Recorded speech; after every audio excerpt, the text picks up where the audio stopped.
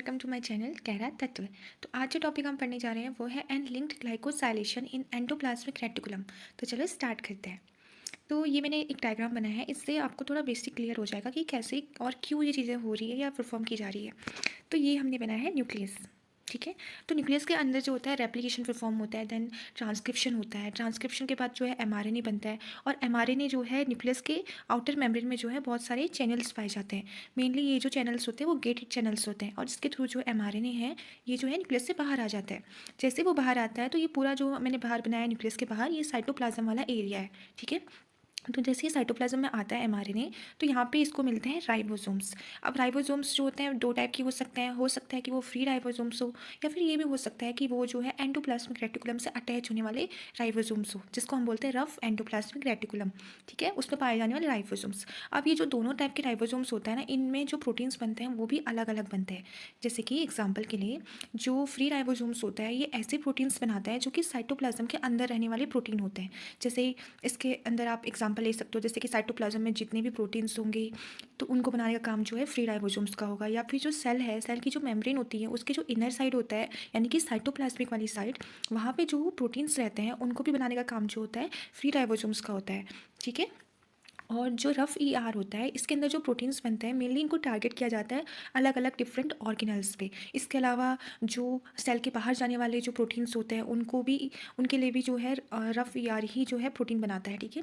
इसके अलावा कह सकते हैं कि जैसे कि ट्रांस मेम्ब्रेन प्रोटीन हो गया, या फिर एंडोप्लाज्मिक के बाहर, एंडोप्लाज्मिक भी नहीं कहेंगे, प्लाज्मा मेम्ब्रेन मतलब सेल मेम्ब्रेन जो है उसके बाहर साइड को, जो आउटर मेम्ब्रेन में जो या एक्सोप्लाज्मिक साइड पे जो अटैच होने वाले प्रोटीन्स हैं उनको बनाने का काम जो होगा रफ ईआर का होगा। ठीक है। तो हमने थोड़ा बहुत जान लिया कि कैसे क्या होता है। अब समझ लो ये एमआरएनए जो है, अब इसमें राइबोसोम वर्क कर रहा है। अभी क्या करेगा, ट्रांसलेशन करेगा। ट्रांसलेशन के थ्रू क्या करेगा, ये प्रोटीन्स बनाना स्टार्ट करेगा।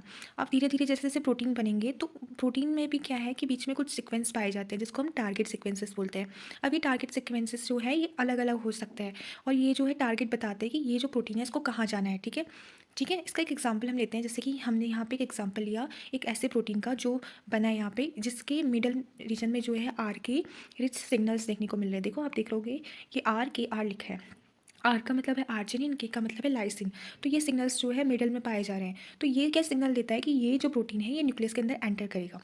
ऐसे ही बहुत अलग अलग टाइप के सिग्नल्स पाए जाते हैं जो अलग अलग ऑर्गेनल्स में जाने के लिए सिग्नल प्रोवाइड करते हैं। जैसे कि इम्पोर्ट अगर न्यूक्लियस में करना है, एक्सपोर्ट करना है, ईआर में करना है, या रिटर्न होना है ईआर पे, तो इन सब के लिए भी अलग अलग सिग्नल्स होते हैं। ठीक है। तो हमने थोड़ा बहुत टारगेट या थोड़ा बहुत हमने बेसिक जान लिया। इसके अलावा एक और चीज़ें आती है वो है code translation and post translation. ठीक है।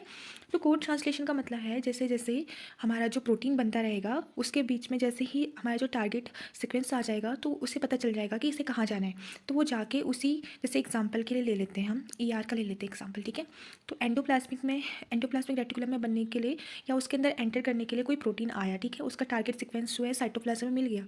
अब क्या करेगा, राइबोसोम इसको उठा के कहाँ लेके जाएगा, ईआर की मेम्ब्रेन में लेके जाएगा। और ईआर की मेम्ब्रेन में जब लेके जाएगा तो ईआर क्या करेगा, वो जो प्रोटीन्स है, वो जो एमआरएनए है, वो भी साथ साथ में प्रोटीन बनाते रहेगा उसके सीक्वेंस से, एमआरएनए के सीक्वेंस से। तो ट्रांसलेशन भी होता रहेगा और साथ साथ में वो जो प्रोटीन बनता रहेगा वो एंटर करते रहेगा ईआर के अंदर। ठीक है। तो इसको हम बोलते हैं कोड ट्रांसलेशन।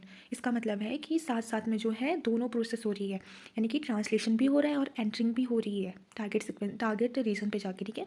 अब आते हैं पोस्ट ट्रांसलेशन। पोस्ट ट्रांसलेशन का मतलब है कि पहले प्रोटीन पूरा अच्छी तरह से बन चुका है और उसके बाद वो जाके अपने टारगेट जगह पे जाके अटैच हो रहा है। ठीक है। तो ये जो था ये थोड़ा बहुत बेसिक था ताकि हम एनलिंक्ड ग्लाइकोसाइलेशन को पढ़ पाए। तो ये मैंने डायग्राम बनाया है। हमारी अगर बुक्स में देखना हो तो बहुत कंफ्यूजिंग वाले डायग्राम्स देखने को मिलते हैं, तो मैंने ये सिंपल तरीके से समझने के लिए एक डायग्राम बनाया है। ठीक है। तो इसको हम थोड़ा अच्छे से जूम करके पढ़ते हैं। तो स्टार्ट करते हैं यहाँ से। तो ये मैंने साइटोप्लाज्म वाला एरिया बनाया है, और ये जो बनाया है मैंने ईआर बनाया है। ठीक है, रफ ईआर। अब जैसे मैंने बताया कि ईआर में जो है मेनली जो है कोड ट्रांसलेशन परफॉर्म किया जा रहा है। ठीक है। तो ये देखो ये एमआरएनए है। ठीक है। इससे प्रोटीन्स भी बनते जा रहे हैं जैसे जैसे सीक्वेंस आगे बढ़ रहा है, और साथ साथ में क्या हो रहा है, ट्रांसलेशन भी हो रहा है। ठीक है। यानी कि पोस्ट ट्रांसलेशन वाला मॉडिफिकेशन यहाँ नहीं देखने को मिल रहा है, वैसे होता है लेकिन मेनली जो है हमारा कोड ट्रांसलेशन होता है। ठीक है। तो अब यहाँ पे देखो थोड़ा बहुत टारगेट थोड़ा बहुत जान लेते हैं, ज़्यादा डिटेल में नहीं जाएंगे, इसके लिए हम नेक्स्ट कोई वीडियो बनाएंगे। तो ये है साइटोप्लाज्म में जैसे ही एमआरएनए आया तो यहाँ पे उसको मिलता है एसआरपी। ठीक है, एसआरपी यानी कि सिग्नल रिकॉग्निशन पार्टिकल।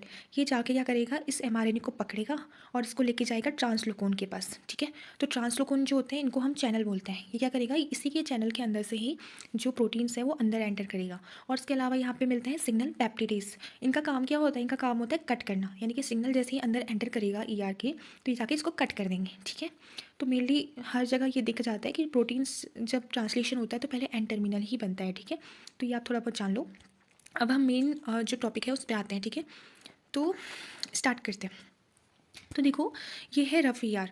अब रफ ईआर जो है या फिर एंडोप्लाज्मिक रेटिकुलम जो है उसमें एक लिपिड कह सकते हैं, एक लिपिड पाया जाता है जिसको हम बोलते हैं डोलिकोल मोनोफॉस्फेट। ठीक है, मेनली ये जो है ये ईआर पे या ईआर के मेम्ब्रेन में पाया जाता है, और हो सकता है थोड़ा बहुत गोल्जी में मिलता हो, लेकिन ये जो है प्लाज्मा मेम्ब्रेन या सेल मेम्ब्रेन में नहीं पाया जाता। ठीक है, तो क्या होता है, अगर आप नेचुरल कंडीशन में देखो ये मोनोफॉस्फेट वाली कंडीशन में रहता है, यानी कि एक ही फॉस्फेट इसके साथ अटैच होगा। ठीक है, अब क्या होगा, अब ये जो मोनोफॉस्फेट वाली कंडीशन है ना, क्योंकि अब इसमें हमें मॉडिफिकेशन करना है, यानी कि लिपिड्स या कह सकते हैं हमें शुगर्स को जोड़ना है। ठीक है, तो ये एक फॉस्फेट जो है वो इतना ज़्यादा स्टेबल नहीं है, इसलिए हमें नीड है कि हम एक और फॉस्फेट इसमें ऐड करें।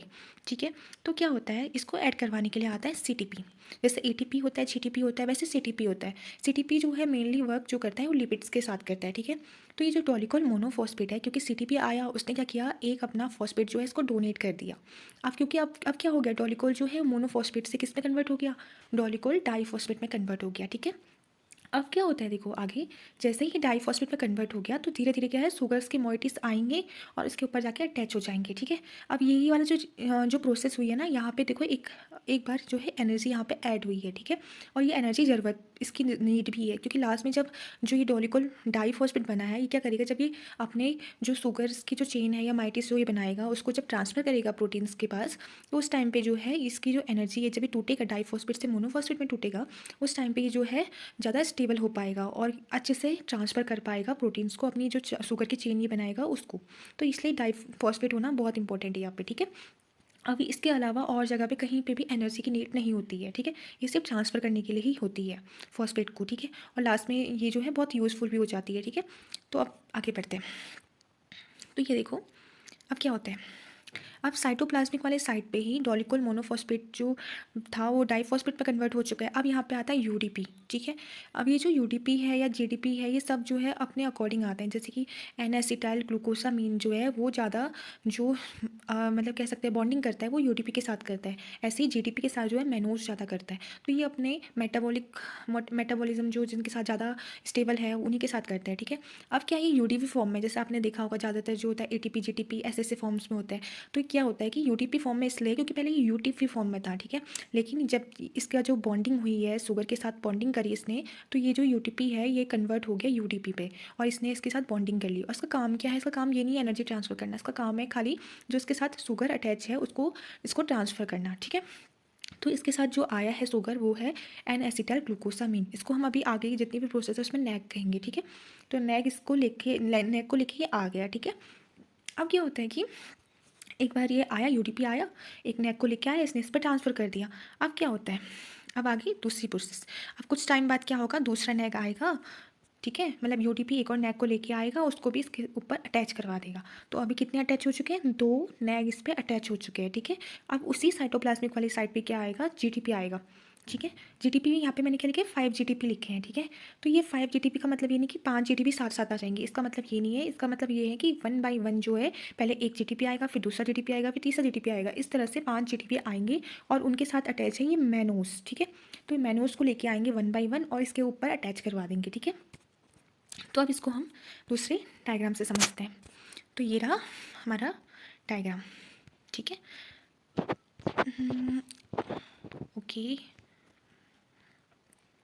अब देखो क्या हुआ, अब इसने जो है 5 जीटीपी जो थे आए और धीरे धीरे आके इन्होंने मैनोस इस पर अटैच करवा दिया। ठीक है, जैसे ही यहाँ पे क्या हुए, 5 मैनोस ऐड हो चुके हैं और 2 नैक अटैच हो चुके हैं। अब ये जो है डोलिकोस डाईफॉस्फेट ये करेगा, फ्लिप करेगा। फ्लिप का मतलब है ऊपर अभी तक तो साइटोप्लाज्मिक वाली साइड पे थे, अब वो ल्यूमन वाली साइड पे इस पूरे चेन को ल्यूमन वाली साइड में शिफ्ट कर देगा। और इसमें हेल्प कौन करेगा, हेल्प करेगा तुम्हारा फ्लिपेज।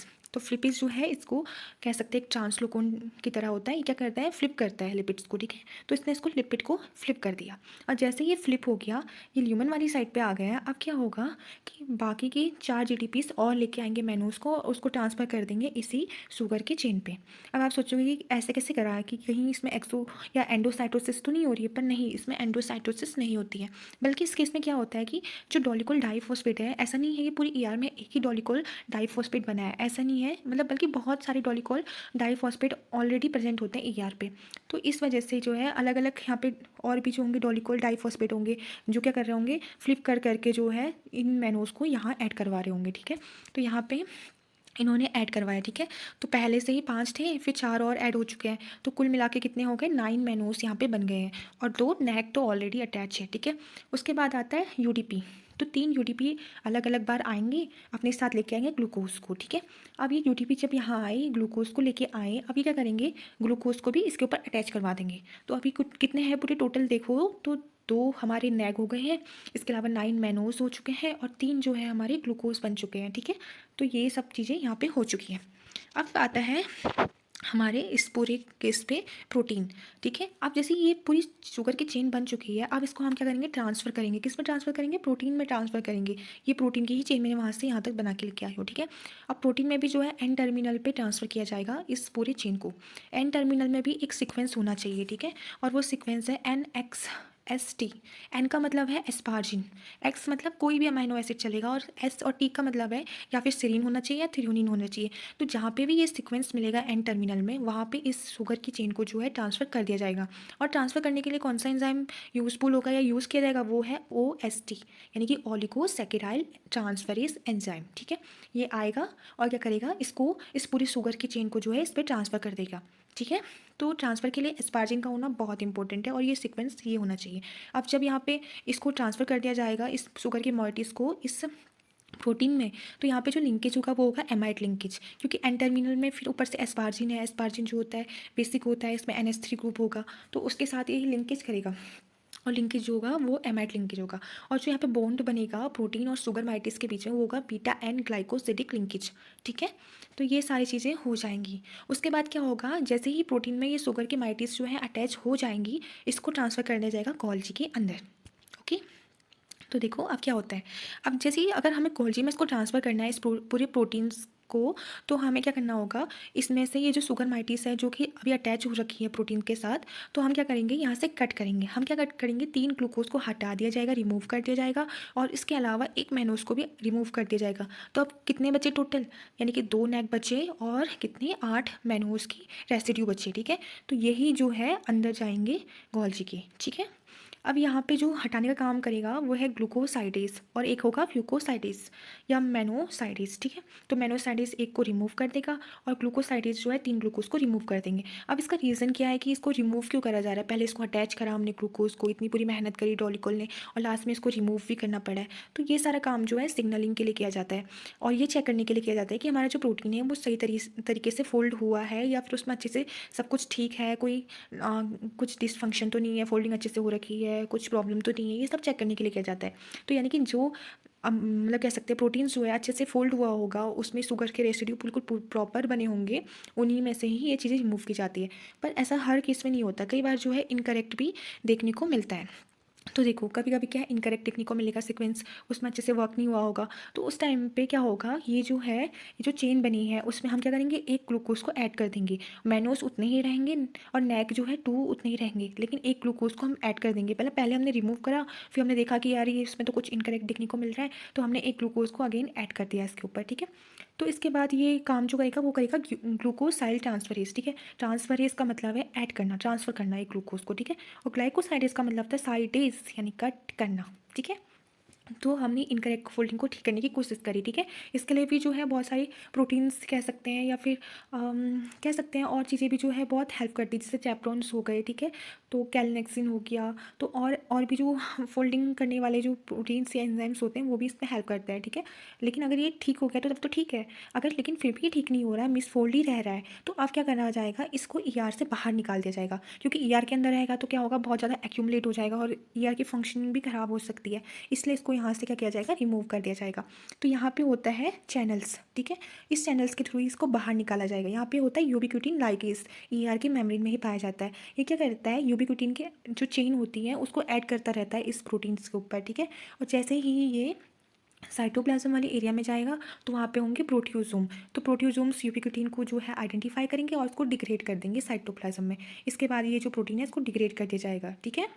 फिर या फिर इसको प्रोटियोजोम में तो इसको वैसे भी डिग्रेड कर दिया, अगर फिर भी बच जाता है तो उसको लाइजोसोम से डिग्रेड कर दिया जाएगा या एक्सोसाइटोसिस के थ्रू इसको बाहर निकाल दिया जाएगा। तो इस तरह से ये पूरी प्रोसेस परफॉर्म की जाती है। अगर आप इसका पूरा डायग्राम देखोगे तो इस तरह से देखो, आपको यहाँ दिखेगा ये हमने प्रोटीन बनाया है और इसी प्रोटीन के एंड टर्मिनल पे ही ये जो शुगर की चेन है इसको अटैच किया जाता है। तो सीक्वेंस क्या होता है, NXST, ठीक है। या फिर सेरीन होगा या थ्रियोनिन होगा, दोनों में से कुछ भी हो सकता है। एस्पार्जिन को याद रखना बहुत ज़रूरी है, ठीक है। और बाकी लिंकेज आपने देख लिया किस तरह से होता है और क्या होता है, टॉलिकोड क्या है, और ये सारी प्रोसेस जो है आपने अच्छे से देख ली है किस तरह से सिग्नलिंग होती है, क्या होता है, ठीक है।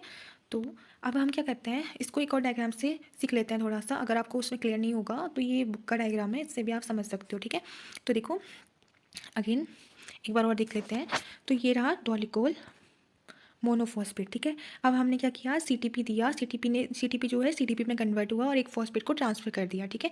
अब ये बन गया डोलिकोल डाइफॉस्फेट। अब क्या यूडीपी आएगा, 2 यूडीपी आएंगे अलग अलग तरीके से, और ये क्या करेंगे, यूडीपी आके क्या करेंगे, अटैच करेंगे नेक को यहाँ पे, ठीक है। जैसे ही यहाँ पे नेक अटैच हो जाएगा उसके बाद यहाँ पे आएगा मैनोस। तो ये जो था ये 2 नेक अटैच हो चुके हैं। अब यहाँ पे मैनोस को ऐड किया जाएगा और ऐड कौन करेगा, जीटीपी। ये याद रखना बहुत ज़रूरी है कि कब कौन अटैच कर रहा है, ठीक है। तो नेक जो है उसको अटैच कर रहा है यूडीपी, और जीडीपी को अटैच कौन कर रहा है, ये सब याद करना बहुत ज़रूरी है, इसको याद कर लेना अच्छे से, ठीक है।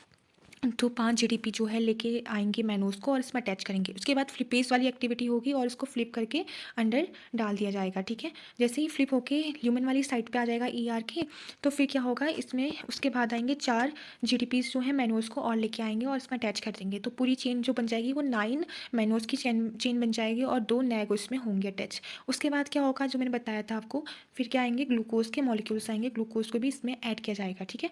तो उसको ऐड किया जाएगा और इस तरह से पूरी प्रोसेस परफॉर्म की जाएगी।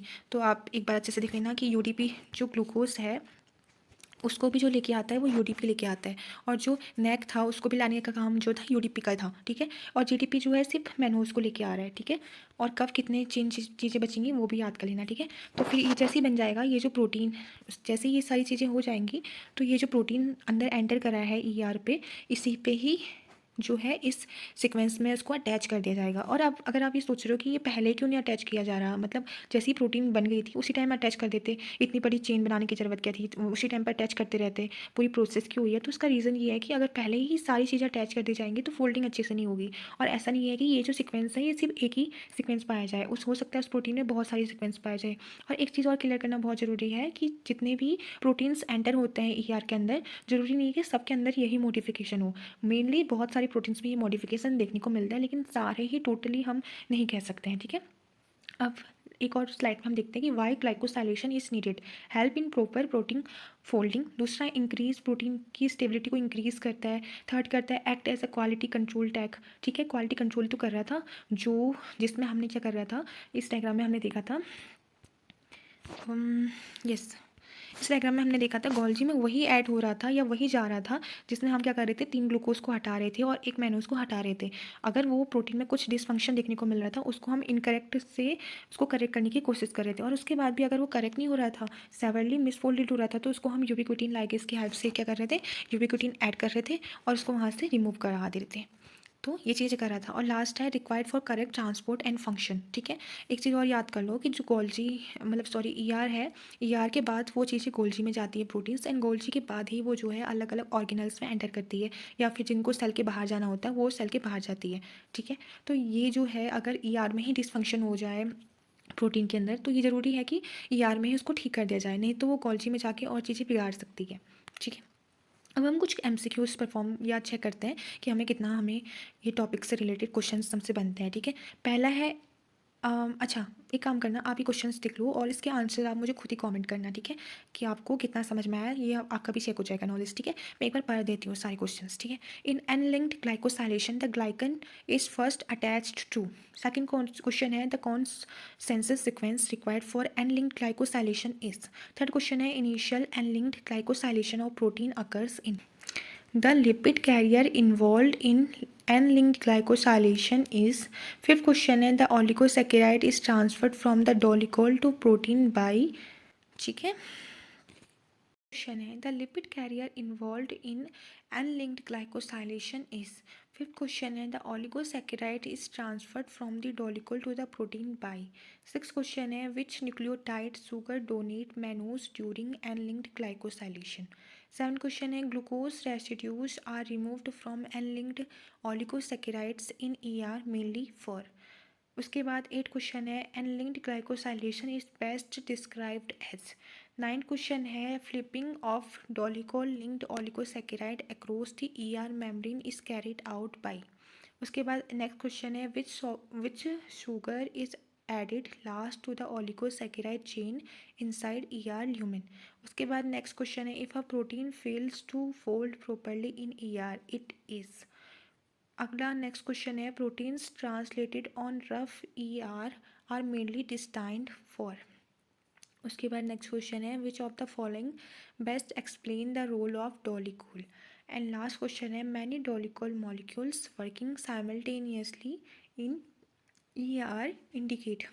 ठीक है, तो ये इतने ही क्वेश्चंस जो है हम लेके आए और ये क्वेश्चंस जो है बहुत सारे एग्जाम से पूछे गए हैं और ये जो है मैंने खुद से बनाए भी हैं मॉडल मॉडल फॉर्म में कह सकते हैं, ताकि हमने टॉपिक को कितने अच्छे से समझा ताकि हम ये जान सके। ठीक है, तो अगर आपको वीडियो पसंद आए तो आप लाइक करना, शेयर करना, कमेंट करना और सब्सक्राइब करना मत भूलना। Thank you very much.